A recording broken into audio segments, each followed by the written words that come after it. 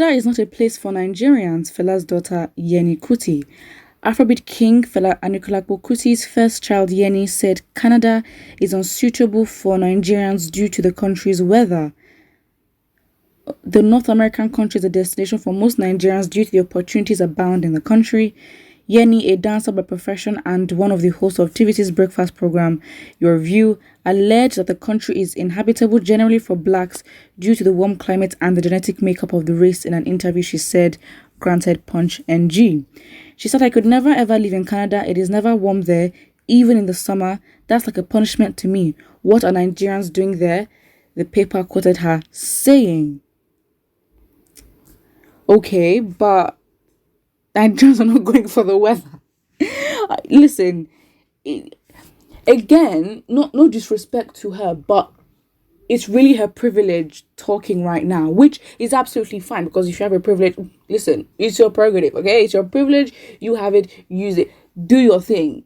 But right now, it's her privilege speaking because it seems as though she has an option. If Nigerians did have that option to go to Canada, they would go to Canada, not because of the weather, but because of what the opportunities, as the article said, because of the opportunities that it provides, in which is sad, and the conversation should then fall back on the government because this is literally brain drain. You're losing key workers, you're losing skill workers, you're losing workers in general, and we're talking high skilled, low skilled. You're losing talent. You're just losing. The country is losing. It's called brain drain. Your talent, they're literally migrating to another place to make it better. So again, I don't think, yes, Canada, I don't think Nigerians are going there for the weather. To be honest, it's something they're gonna have to firm because they understand. They have to firm it. You firm the weather because they understand why they're going there, and they're not going there because they like it or maybe yes, Canada is a nice country, fine, but still, like, they're not going there to have a holiday there. If you go back to genetic makeup and all that, I'm not well versed to then go into a conversation like that, and then go into genetic makeup and all that. But I think that with African bodies, like, if you are African body, like you're in Africa, you're black, you're African, you have an African body, like you have the melanin everywhere in you, you should be fine to survive in any part of the world, really. Yes, it will take time to adjust, but you should be able to survive, and that's just what it is. If you are black, you can survive. I'm actually even trying to be like extra, like if you're African, you have African genetics in you, you will survive. Like, it's literally like, it's as simple as that. I don't think I need to explain it. So yeah, that's just really it. And conclusion, it is her privilege talking right here. And maybe it's fine. It's fine. She can talk from that because that's her experience, and she can have conversations with people who don't have that privilege, or people who do. But really and truly, if we're being honest, it's her privilege that is speaking right here because she has a choice to stay in Nigeria if she wanted to. Someone says, Yeni, you won't leave Canada. You won't live in Canada. That is your choice. There are people who love Canada to die and will give anything because they have everything going for them. To start with, is getting into Canada butter and bread, even if there's no sunshine. But who said so? Isn't it better to live in the country, suffer cold, get used to it, than living in present-day Nigeria where killing, raping, maiming, kidnapping, and abduction by Fulani criminals have become the state policy? Well, that is, I mean, things are going on in the country. Again, even if you take out insecurity, Nigerians will still go to Canada because if you take out insecurity, let's say security is fine, a lot of things are still not working in the country, which means that we have to fix it.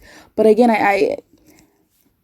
I think this just shows how we've really lost hope because we don't find it as an investment to invest back in ourselves. So we would invest in somewhere else, in which I can understand the reasons why, because out of desperation, you'd want to have a better life, especially if you have people depending on you.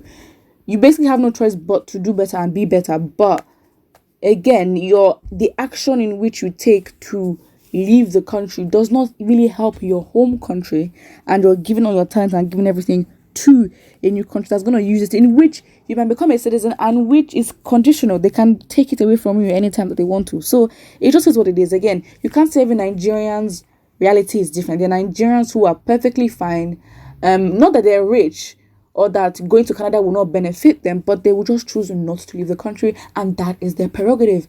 That is absolutely fine. But I think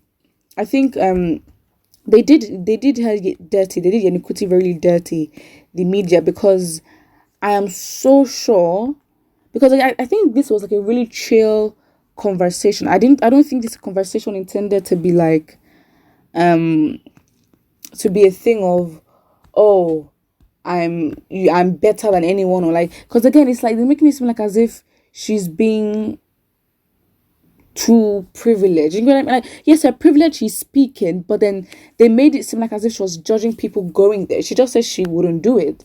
And that's basically, it's as simple as that. I don't know how to describe it. Like, it's literally just that. So I think they sort of took her words, and they because the article does not really go into enough of what she said to understand where she was coming from. It seems as though it was like just a passerby statement. So the conversation in which she could have said this most likely would have not really been, without any disrespect, like an intellectual conversation where they're actually talking about, opportunity cost of living in this country and going to other countries and immigration and all that. It was probably like a really chill conversation on weather. Like, okay, I don't think we should take her that serious in this comment section. Again, her privilege was speaking, and most likely, again, she's a very wise woman. She's not someone who's going to talk reckless. Like, this was probably taken out of context and put into a different context in which, of course, this platform is obviously very much political, so they've probably switched everything up and then would have different meanings of what she intended to say. But then again, we don't even have enough words of what she has said to derive a proper conclusion of what she meant. All your father's name, it is, you're a dancer by profession, that is your work. Come on. You see, this is the reason why you are not the child of Fela Kuti. Like, it's just so obvious. Like, what kind of statement is this? Please.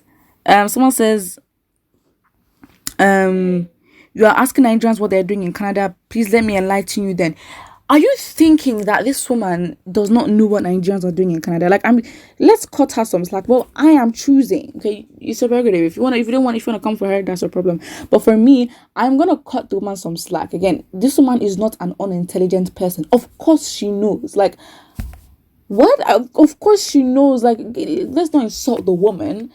I'm just saying that it is highly likely the conversation was taken out of context. The conversation in which she must have said these exact words may have been a very casual conversation, a very light-hearted conversation. Not because, again, you've taken that and you've now put it into a very thick and intense conversation of survival of Nigerians, in which she, of course, will be berated for saying such words.